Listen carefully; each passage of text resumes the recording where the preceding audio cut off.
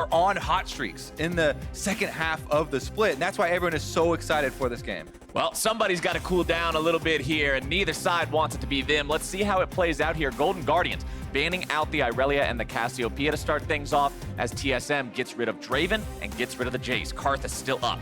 Yeah, Golden Guardians have been doing a lot more with the early game. You know, last time they fought versus TSM, they picked scaling. The Karthus and the Ezreal, two late game carries for themselves, and they kind of weathered the early storm that TSM brought. But recently, they've been trying stuff like the Draven, like the Jace, a lot more early game focus, trying to snowball. So I see TSM here adapting to how the Golden Guardians have changed over the course of this split. Well, Golden Guardians want to go ahead, grab themselves that Braum first and foremost. Has been a very powerful, very popular pick recently. We'll see Ole on that one, able to provide some peel and some disengage as the fights break out. Yeah, Braum extremely highly prized right now because you can both protect scaling AD carries with it for lane or go for kill lanes yourself. Very good with Lucian, who is still available, even though Draven has been banned out as one of the premier lane bullies. Lucian paired with Braum is, one of the #1 kill lanes to go for, especially even into support champions like Galio. You land the Braum Q, there's nothing for Galio to be able to get away from the slow and stun that usually comes pretty quick after. Yep, Galio also another champion that's very popular in support these days. He got hit with the nerf hammer over and over and over again until he was no longer really that viable in solo lanes. But they said, hey, the kid's still pretty strong. We'll throw him down into the support role. Doesn't exactly need the same economy to work there. And Lissandra also locked in now for TSM. Yeah, two really big zoning champions for a possible team fight here for TSM. Lissandra, as you know, comes with her own invulnerability, as well as frequently purchasing the stopwatch into Zhonya's, and Galio, of course, is going to lay down the giant AoE from the ultimate. Those things I was going to say are great setups for a Vayne, but Vayne has already been locked in here, Captain Flowers. Yep. We're keeping the theme of the day going. Ever since this champion shows up in the LCK and takes down the undefeated best team, everybody everywhere is wanting to play it. She's over bolt right through their hearts, and this time around, it's going to be definitely piloting now. So here's how I see Vayne. Most AD carry players that I know want to style on people with Vayne. They're like, yeah, I'm such a good Vayne. You talk to Freak every day, he'll be like, I'm the best Vayne you've ever seen. But Vayne has been not viable for competitive scene for so long. As soon as the viability is proven, and she's super strong once again on this patch, yes, of course, because Rageblade, the buffs to the ultimate as well, and her being very close to permanently invisible late game. Every AD carry is now like, yes, it's my time. I can show you all my Vaynes. So we had Double Up, we had Reckless, we had Uzi, we had Viper, like everybody pulling this out. Here's how I see Vayne. Black and white picture with a red slash through it because I ban it every single game. It is so difficult to play against, especially if the player is talented at it. The Aatrox will also be accompanying the Golden Guardians roster this time around, and TSM locks in the Kalista for Sven before the second round of bans can come through. Yeah, I mean, the Vayne popularity rising because the early lane phase is a little bit less punished now, but mostly because once you get your 2-item power spike, as long as you have your Blade of the Ruined King and your Rage Blade, you can stack up your True Silver stacks very quickly. And the ultimate Q buffs to allow tumbles that much more frequently allow you to navigate team fights. Now, she does have a weakness though, and it always comes back to the short range for later on in the game. We saw previously, you can pick Jinx and stuff like that into it, super long range, go with the rockets and crit builds. But here, TSM have chosen for another early game oriented possibility with Kalista. Can stack up spears very quickly. One of the trends with Kalista right now, by the way, is Hail of Blades Kalista that I love for super early on. You can get 3 autos off very quickly, chase them down. With the increased attack speed, Kalista hops faster. All right, as we're catching up with the draft here, TSM decided to go for some early jungling with the Rek'Sai, but over on the side of Golden Guardians, the second Swain game we've seen so far this split. 73 games played so far, only 1 Swain among them. Now we're going to see that number doubled as they'll also pick up the Poppy there for the top lane. And what you want when you have a Vayne on your team is a lot of crowd control to be able to set up the battlefield for windows for Vayne to work with. We talked about the short range. She's going to want to be able to use the tumble to reset multiple opportunities to go aggressive on people. And for that, you need hard CC. So Braum, Swain, Poppy, Aatrox, all bringing possible moves that they can use to set up a Vayne for DPS. And we know that Vayne is one of those champions that can provide the DPS of an entire 5-man squad all on her own. Percent HP-based true damage, especially combined with the Phantom hit on Rageblade, means you can shred through anyone, but one of the answers TSM is also deciding to pick for that. They put Broken Blade on the Vladimir, adept at diving into 80 carries and absolutely eviscerating them if not properly protected. And good AoE as well, because even if the Vayne tumbles away invisible, you can still hit her with AoE ability. So that is one of the big strategies as well, going after a Vayne. Galio and Vladimir both have very good tools for later on and trying to finish that champion out. I would also like to note that the Aatrox and Poppy were not swapped at the last second. This is going to be Contracts taking the jungle Poppy and the top lane Aatrox for Otzer. That is something a little bit less expected because Aatrox has a much higher tempo jungle. Poppy does jungle, it's just that the ganks are less surprising.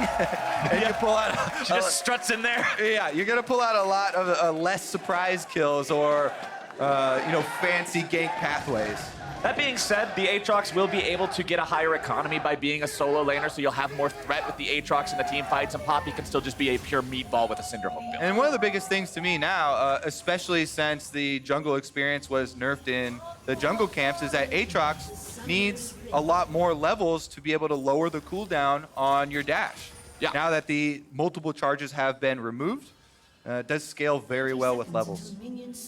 All right, on to Summoner's Rift. Remember, these two teams currently sitting in spots. TSM sitting in third, wanting to make sure they retain that spot. Golden Guardians looking like one of the teams that could possibly threaten that elite top 3 of Team Liquid, Cloud9, TSM, give them a run for their money, and this is the perfect type of a game to prove that in. They took down TSM the first time these two teams met earlier on this split, to many people's surprise, and they would love to have a regular season 2-0 record with a win here today. All right, Braum here leading the way, very good level 1 champion. Vayne can also stack up Braum Qs very quickly with the tumble, getting another auto attack, so they feinted at a possible invade, but just went for the ward in the Pixel Brush here to see Scuttle Crab routes for both junglers, and they will retreat, get a nice pull for the Poppy, who does not have a very good level 1 solo clear.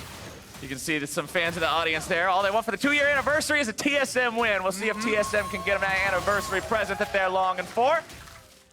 As we start the game off here, everybody starting off with those buffs. And now that Kobe and I have taken to the casting desk, if you're wondering, where can I get more of these two guys in my life? Well, make sure that you tune in to the LOL Esports channel. There's this or that uploaded on that channel every Thursday, where we talk about all sorts of fun stuff in the league, often including the teams themselves, like TSM and Golden Guardians that we're seeing going head-to-head right now. Yeah, and we usually have a special playoff episode as well.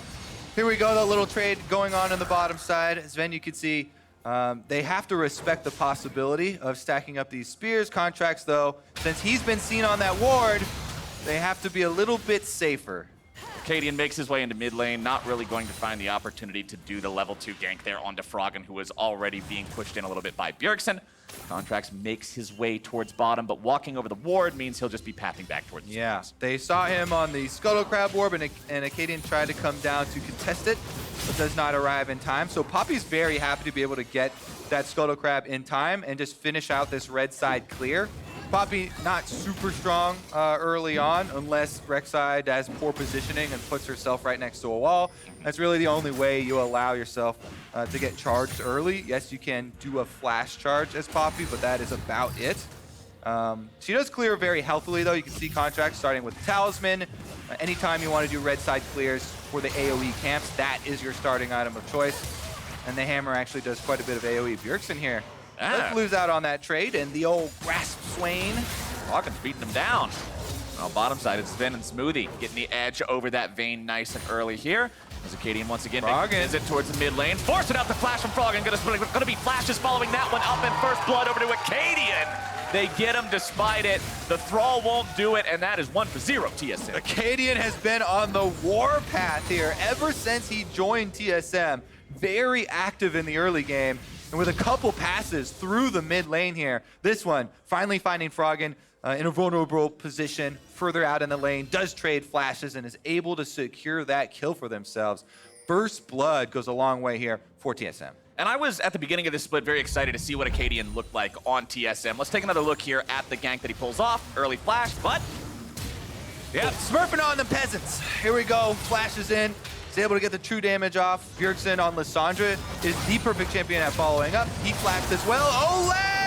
Ole gets taken down. Smoothie gets him with the last tick to ignite and burns him away. Makes it a 2-0 game here for TSM. Uh-oh, this is getting dangerous for the Golden Guardians because Sven has gone to the lethal tempo Kalista. This was the older, more traditional Kalista. Much better for later on in the game. Scales better than Hail of Blades. But Hail of Blades does have higher impact early on in the lane phase for a lot of those trades when you're looking for the kills. But they got the kill without that extra early on power, and it is looking very good with an extra plate about to go their way. One more minion. Doesn't quite touch it. Unlucky. TSM are looking good, though. Early on, being able to find yourself that 2v2 kill on the bottom side, not even needing the jungler's help, always very promising here, especially when you're up against one of those 80 carries like the Vayne that doesn't necessarily have a lot of utility. It just does damage, right? You're not talking about an Ashe or a Jhin or something that can provide some long-range CC or some sort of covering fire. You're talking about somebody who has to get scrappy, and if she's too far behind and can't do that, you're looking at a great mid-game. Exactly. You need your Vayne to get to the 2-item power spikes that she's looking for. At least the Blade of the Rune King, and then once you get Rage Blade, that's where it all starts to come together. Before that is the opponent's 80 carries time to shine, and Ben is all over it. Infernal Drake is the first Drake as well. That will be quite big at snowballing here with the early lead. Very tasty. TSM looking for this one. We'll see if Golden Guardians decide they want to contest it. Their jungler is on the opposite end of the map, so they just want to see if maybe there's anything they can do, but they'll go ahead and yield that one away. TSM does have 4 bodies down here, which means Golden Guardians just have no sort of reply, and Acadian will grab that one up here. Last couple of hits onto it. Not really in danger of having that one stolen away. Smite not quite ready, so just beats it down with the abilities, and that is first Drake TSM, just 6 minutes in. Again, Poppy, a lot less agency in the early game because her ganks are less creative, but Contracts is going to make an attempt at Bjergsen here, and that's kind of what it looks like. Yep. You walk straight at him. Sometimes you throw on the Steadfast Presence that gives you some extra move speed for walking, but not nearly going to have the same opportunities as a champion like Rek'Sai that has the tunnel, flash knockups, and these big plays to set up their laners. And remember, Lissandra's Claw teleport is a blink. It is not a dash, even though the Claw has to move itself. Lissandra's distance changing is a dash, so it's not going to be stopped. It's a blink, excuse me. It will not be stopped by the Steadfast Presence, so Poppy doesn't really have anything to stop that as some other champions might, which means Bjergsen just gets to sort of do whatever he wants here. Really not afraid of that one. Broken Blade going into the pool to evade the Infernal Chains there. Haunter doing a good job building himself a small lane advantage here in the top side. Will be equalized a little bit as Broken Blade waits for those minions to be pushed up. But that's what you want to see if you're Golden Guardians from your Aatrox, bullying the Vlad early. Vlad is traditionally always going to be weak in lane because he's so cooldown reliant. The cooldowns are terribly long early on, and you can see him going for the Fiendish Codex now. Generally, Vlad's will take Transcendence as well as the Cosmic Insight in the runes to provide even more CDR. So going to take about level 9, level 10, have those runes turn on, have the abilities hit level 5, and then Vlad will start feeling comfortable. And as we saw in the last game, oftentimes the Aatrox will look for very early Executioner's Calling when you're in a lane against a Vladimir. Very, very good item purchase. And even if you take into account the entire team here that you're looking at, the healing reduction works wonders on almost all of these champions. Rek'Sai has quite a lot of healing, Lissandra as well. So an Executioner's Calling is not just a lane purchase in this case. And I've been very vocal in the past about criticizing players and teams who don't properly build. You're just very vocal all the time in my experience. Well, I like to be a vocal person. If you've got a bunch of heals on the enemy team and you are not cutting those in half, you are making some goofball decisions, my friend. So I like to see those kinds of tech choices being made in matchups like that. Checking in on the bottom side, Sven still has himself about a 15 CS advantage over his opponent. Has the Longsword and Doran's Blade in inventory advantage. You can see they're about a 600 gold lead as Acadian's showing up here in the bottom side. We'll find out that he's on top of a ward as he drops that control ward down, so doesn't want to go for anything crazy with a dive here just yet. Ole doesn't have level 6 on the Braum, but it's still very hard to make this dive work without casualties. Yeah, it's very hard for a Vayne to trade with a Kalista. A big reason why TSM winning this lane so hard is because Vayne, you want to go, normally your trading pattern is your auto with your tumble for a Q reset. Here we go, though. We might have a dive. We'll go into trades later. But it's Contracts coming in here to try to stop this one. They're going after Ole first, going to be taking him very low. Contracts making his way into the fight, but Ole's already going to be taken down. It's 2-0 TSM looking to make it even more. Double kill over to Sven. Definitely gets away, but Golden Guardians already lose too. TSM looking to finish up the first tower of the game as well. Bottom lane domination here from Sven and Smoothie. This is exactly what TSM fans want to see. Taking down that first turret completely. That's 5 plates. That's turret money. That is everything, the whole shebang, in under 10 minutes bottom side. You dare blind pick the Vayne versus TSM bottom lane? Well, they're going to get punished for it here is another look. Bringing down the extra member. Acadian comes in. Smoothie with a very nice flash there. No reaction time. Ole's going to go down. And since Bjergsen got the first roam off as well with the Lissandra, they can just power it through. They get the second kill on the Contracts. They force Deathly out. They get the flash out of the Vayne as well. And it is just another look at this very active early game that we have seen from TSM throughout this split. They talked about wanting to be the proactive team. You know, for years, really. This is what people wanted for years. This is what the fan base always wanted. Oh, TSM's too slow. Exactly. And this is the year that they have gotten it. Funnily enough, this year, for a lot of the split, though, TSM have actually had fairly long average game times. Some of the longest, because later on in the game, there have been quite a few hiccups as far as ending it out. But this early game, definitely all going their way, all action-packed. And I think that this sort of a lead with the Infernal Drig as extra insurance looks like they shouldn't have too much of a problem moving the game state forward. You can swap your bottom lane out from the bottom side. After you get the Dragon, of course. Second one is going to come up, and that's an Infernal. So you want to stack that? Yeah, buddy. 2 Infernals over onto a team that has the Lissandra, Kalista, and the Vladimir will be just fine. Swapping those lanes out also gets Broken Blade away from this losing 1v1 that he's still down 20 CS in. Although he's now level 9, that means he has the max level transfusion. He's got the CDR Garage sale with the Kindle Gem and the Fiendish Codex. He's doing just fine.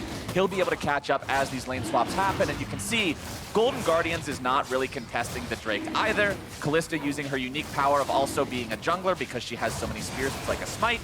And here we go. Yeah, you do have to be slightly more careful now as Kalista because the rend damage on Epic Monsters was taken down, but still very, very easy for Sven to secure that Infernal Drake for TSM.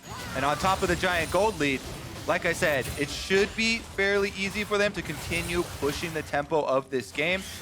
They can rotate over and keep the pressure up on the top side of the map as well. Rift Herald should be the next focus. That helps you break down the rest of these outer turrets. You can see Golden Guardians not really in a spot to try to stop any of that momentum right now. Yeah, you've got a Black Cleaver on your Aatrox, but everyone else is still struggling here a little bit. Froggen has the Rod of Ages, but really wants to get the stacks on that for it to become a super worthwhile investment. You can see Contracts still only having the Bombi Cinder. Cinderhulk itself not fully completed, and Bilgewater Cutlass only an inventory for Deathly. So these guys would like some time to scale up a little bit more, but against something like a Vladimir top, you have to wonder how much time can you take trying to scale when you're already 3,000 gold behind here in this game as Sven makes his way into the top side, tags out Broken Blade. Thanks for holding it down, buddy. We'll take it from here. Exactly. They want to rotate their powerful lane here up to the top side, keep that pressure going like we're talking about. And as you can see on the mini-map here, they've rotated everybody else down to the Rift Herald. They're fully protecting it. Mid lane's even coming over as well. And this is going to be an easy objective picked up, as well as forcing Golden Guardians off of the top tower. So you knock down the top tower with your bare hands, and then you pop the Rift Herald in mid lane. All of a sudden, you've completely opened up the map with all the outers really, really heavily weakened. And this isn't just Rift Herald. It's Rift Herald with still 60 seconds left to use it, getting turret plates for it. Rift Herald before 14 minutes is worth a ton because Shelly's Headbutt takes off 2 plates, which is 320 gold just on its own. That is a super valuable thing to remember, especially for everyone at home in solo queue. Trying to rush that objective earlier in the game means a lot more because you get a payout. And there you go. Sven just knocks it down himself the old-fashioned way, and that means that they can use the Rift Herald here in the mid lane to finish up the last couple of plates. And that tower, once you hit this point, it's just full steam ahead. You move into the enemy jungle, place down the wards throughout the middle sections there so that nobody on the enemy team has an easy time farming any sort of gold. Worth noting, Acadian did go back after getting the Rift Herald, so they weren't set up to be able to drop Shelly in time to get the plates. So It's an important thing to mention. It's an important thing to mention that didn't happen in this game. Two games this split, TSM have killed the Rift Herald, but not picked up the Rift Herald eyeball. Now, I went back and got the eyeball this time. I know. I went back and looked at the games. The first game is a good excuse because a fight broke out right after they picked it up. But the second game, I just kind of forgot about it. 2 to 12 turret plates. That is a 1,600 gold advantage just in turret plates. That is 5 extra champion kills. If turret plates didn't exist, just look at the scoreboard and pretend it's 0 to 9, and the gold would be about the same. You know what my favorite thing about turret plates is, Captain Flowers? What? They don't count towards your bounties. So it's a lot of money that you kind of get to evade taxes with. Yeah, exactly. Speaking of which, it's tax time. Do your taxes. Don't evade those. Yeah, that's definitely... We're inspiring people to be good citizens here on the LCS. As Shelly is summoned up here in the mid lane. Mid lane turret with about 60% HP left means the headbutt won't kill it alone, but it'll take it down to the point where they can finish it off swiftly. A couple auto attacks from Sven will do the trick, and TSM have fully disassembled the outer line of Golden Guardians turrets in 15 minutes. All right, so like we talked about, we got to keep our eyes on this checklist. And this is going to keep TSM honest because they are on a timeline here where they have a lot of control, and people are looking for this team to be the one that challenges Team Liquid and Cloud9. How you do that, you display here against Golden Guardians, one of the rising teams in the league, that you can finish out on one of these strong early games. They have everything going for them right now, and they need to move up this ward line, which, as you can see on the minimap, once again, they have actually done a very good job getting all of these wards in the jungle here very deep. And that kind of cuts off the possible sources of income for the Golden Guardians on that side of the map, both the top and the mid lane, plus as well these jungle camps themselves. That map for the Golden Guardians is as dark as it was when they spawned in at 0, 0, 0 on the clock. Not what you want to see in the top side of the jungle. Well, there's another light on Summoner's Rift, and that is an Infernal Drake about to spawn here, Captain Flowers. That yellow marker around the Dragon Pit means 20 seconds from when the time it first appears. And TSM moving over here. Looks like Golden Guardians might contest. Golden Guardians moving in, looking to start the fight off here onto Smoothie. Going to be saved now by the power of the Callista ultimate. Ole taken very low. Contracts going back over the wall. Froggen coming in from the flank. But considering Golden Guardians has already lost their support, I don't think this is a fight going to go too well for them. They're still looking to push it further. Smoothie going to be taken very low. Acadian also down to 25%. Froggen will zone them all away. Acadian having to go into the stopwatch now as Haunter will lose the World Ender. Can't go into the res just yet. Broken Blade chasing everyone out with the Hemo Plague. Bjergsen comes over the wall. He's got the CC. He's got the damage. And Sven's on a rampage. What a re-engage there. And now Contracts is going to get chased down. Sven's on his tail. Oh, no. Cue the sad music. The Poppy's got nowhere to run. Acadian cashes in with the Prey Seeker, and TSM will win the fight. Oh, the Golden Guardians baited themselves in there, going in on the support champion. But this is a Callista. The Galio is linked to Callista, calls him back in, saves Smoothie. Now they're going to pick up another one. Ole, where are you going? Ole, you got to get out of there, buddy. Flashes over the wall to stay safe, but that's another free summoner spell expended for nothing there. Man, this game has got to be ended out quickly. 3 Infernal Drakes stacked up on top of the giant early lead here with TSM's focus. Let's take another look here at how it started out, though. As we said, Smoothie here, they actually used the Braum ultimate this way towards the wall, and they just pull Smoothie right back out of that one. Sven stacks up very quickly. They get the counter kill. It almost got saved, though. Froggen has this amazing flank on Swain. Plus, they have the double knock up there from Haunter's Aatrox, which kept them in place for a lot of the burst damage. Acadian's ultimate, though, made him dodge a large burst from the Swain, so Acadian actually not going down on the Rex side. And then TSM with the re-engage. Bjergsen goes in. Lissandra still able to find the route over the back of the Dragon Pit there. Smoothie re-engages on the Galio ultimate right behind him. They pick up the extra kill. And as you know, 3 Infernal Drakes, plus a giant gold lead usually signifies the enemy members are going to be dying very quickly. And because of that, I don't blame Golden Guardians for trying to start the fight off there. Against any other AD carry, you kill Smoothie at the start and the fight could look very different. But considering it is Callista and she can keep him alive, things turn out tragically for them. And now you are staring down the barrel of not only 3 Infernal Drakes, not only a killless game for yourselves, but you're down 7,000 gold to top it off. Not even Baron on the table yet. Still 45 seconds to go before he spawns. And the enemy AD carries 4-0-1, jungler 2-0-4. Haunts are now in some trouble. This is the guy who has been seemingly trying to keep things together for the Golden Guardians, won his lane as expected, but now the collapse comes in. It's 4 versus 1. I wouldn't take those odds no matter how far ahead you are. And Bjergsen claims the kill. And very important is the timing of that full commitment from TSM to the bottom side. Later in the game, that might be ill-advised if Baron was up. But this is pre-20 minutes still in this game. So you can throw 4 members down to the bottom side as TSM, and you don't have to worry about giving anything up else in trade to the Golden Guardians, because after that, you just push the lanes right back out, and there's nothing really of value traded over. Extra tower damage being laid away down here on the bottom side, and it's still straight towards the base here for TSM. And that Vayne is still firmly offline. Blade of the Ruined King and Zerker's Greaves, the only items completed. He's down 3,500 gold compared to his counterpart, who has his item plus another item and a half in the Hurricane, plus the Executioner's Calling. Very, very dire straits here for the side of the Golden Guardians. Froggen's Rod of Age is almost completely stacked, but he now also no longer has that stasis available until he fully completes the Hourglass because he used the stopwatch in the last team fight. And honestly, if you try to go in against a team that's 7,000 gold ahead and put yourself in the middle of 5 people without a stasis, you are a big dead bird. Yeah, I mean, right now Golden Guardians have to go into defensive mode. That means just trying to keep some vision wards on Baron, but not overextending past your secondary turrets, farming safely, and just trying to wait out the next 5 or so minutes without giving up too much to TSM. That is a lot easier said than done, though. Oh, yeah. Anybody can say it, but it's a lot harder to play it, and Golden Guardians, unfortunately, are the ones who are tasked with that here now. We take a look at TSM. They're continuing to push forward, continuing to occupy Golden Guardians territory here in that top part of the jungle. You can see some Golden Guardians wards down in the TSM side, but unfortunately, Kobe, I don't think they're going to be on that part of the map here for a while. Definitely not likely.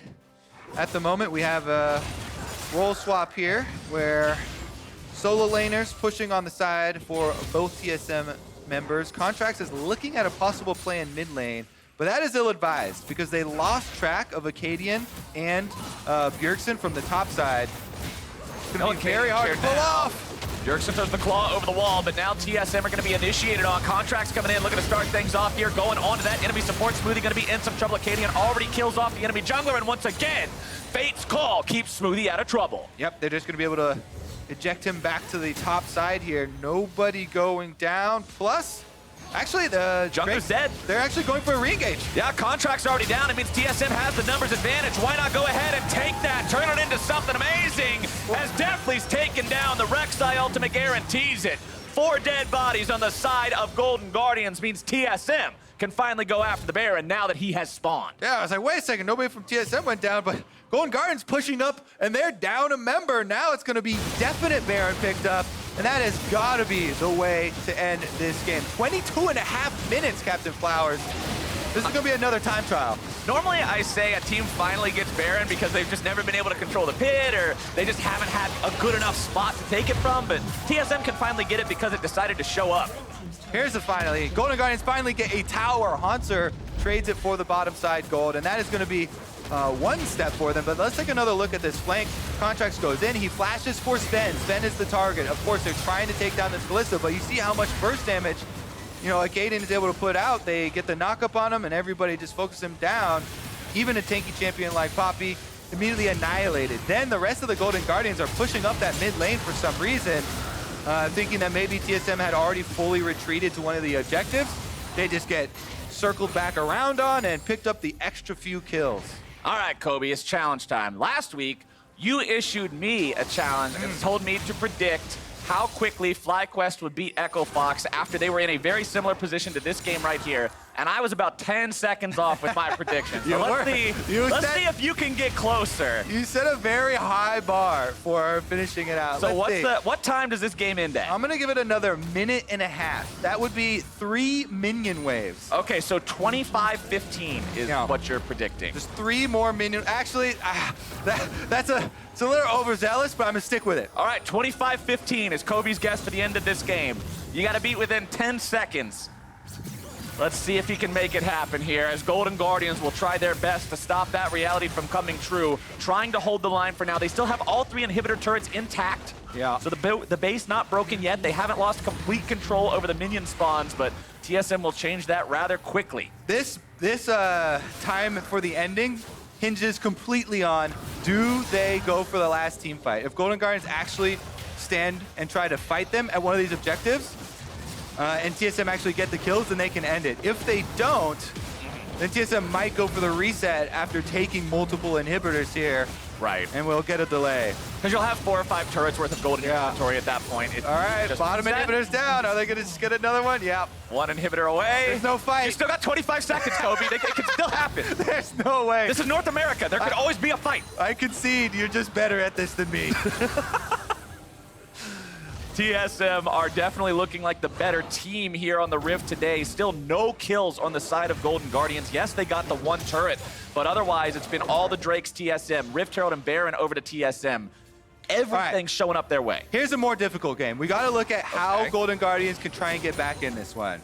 And here's what we're going to highlight. Bing, bing, bing, bing. All of these bounties are a possibility, but in order to get those bounties, you have to get those kills in the first place. And if you give up all of your towers and all of your inhibitors before going for the fight, for the kills, then it's not going to happen. Contracts tried to start things up by knocking Acadian out of the picture, but TSM can win it 4v5 when they're this far ahead. And that's exactly what they're going to do now. They're going in. They've got the whole team ready to go. It's frogging into the stasis. Will not matter. There comes the spears. Acadian's unstoppable. Also grabbing a kill down onto Ole.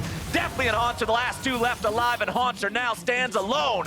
Broken Blade just waiting it out. Throws out the tides of blood. Does not care. And that will be game for TSM. 26 minutes in, they'll take their revenge on the Golden Guardians and maintain firm control over 3rd place. TSM now 8 wins out of their last 9 games. What a run it has been in the second half of the season. Looking good here. Team SoloMid giving up a single kill over the course of that game there at the very, very end. Acadian finally falls. But what a showing from this team. Acadian making the play happen in mid for the first blood. Then bottom side Sven and Smoothie with the 2v2 outplay to get themselves rolling, and it just never stopped. Yeah, TSM punishing that early Vayne pick very heavily and making it look easy as well. They make it look easy, and they also completely stop anything Golden Guardians could have done. I think back to the 3rd Elemental Drake fight, where it could have been an initial pick onto Smoothie, but Sven is always right there. He keeps Smoothie safe every single time. They chuck him right back in there and say, all right, the aggro's dropped, go back. And they just continue the fight. Really well played from everybody on TSM, and if you've got to pick a time to really be looking in form, I'd say it's right now. Definitely true. I mean, Callista, one of the premier early game marksmen, has been for multiple patches at different stages in competitive history. Rek'Sai's back. It just seems like they utilize these early tools super well to get the lead. Then getting 3 Infernals, some roams from their man in the mid lane, all came together. Sometimes getting the Dragon RNG on your side can be a real bonus, and this time around it gave TSM all the firepower they needed. But now, Riv is standing by for a winner's interview with the TSM top laner. Thank you very much, gentlemen. Great cast on the day. I am joined by TSM's Broken Blade after a victory over Golden Guardians. Locking in playoffs has to feel well. Broken Blade, TSM seems to be firing on all cylinders. What is working so well for the team right now? I think we had issues. For example, the 2v2s on the top lane, it was a really big issue on the team. And then I think we're working on our mistakes. And for example, in the early weeks, our mid game was really, really bad, and we just kept on working on our issues, and I think going to playoffs, we are looking really strong. And being one of the newest members to the LCS, you come from the TCL, and you join an organization like TSM. What has that atmosphere been for you, and how has it been to grow with the team? The atmosphere is obviously really, really professional. I really respect TSM as an organization. But the atmosphere inside of the team feels the same. We're really, really close with each other. Like, everyone is really honest, and we can learn a lot from each other as well. So it feels really good. All right, and in joining that organization, you also take on the lead, that win streak you guys have over CLG. Do you feel any pressure to continue the 1,063 game win streak over Counterlogic Gaming tomorrow? Personally, I don't feel pressure because I didn't put this win streak, right? But I think CLG is not looking that great right now, and we are doing pretty well. So no pressure from my side, at least. Broken Blade, it's been awesome to watch you play this year, and best of luck in the rest of the season. We're going to throw it to the analyst desk, the State Farm analyst desk, to break down the rest of that game. Thank you very much, Riv. As it was mentioned earlier, TSM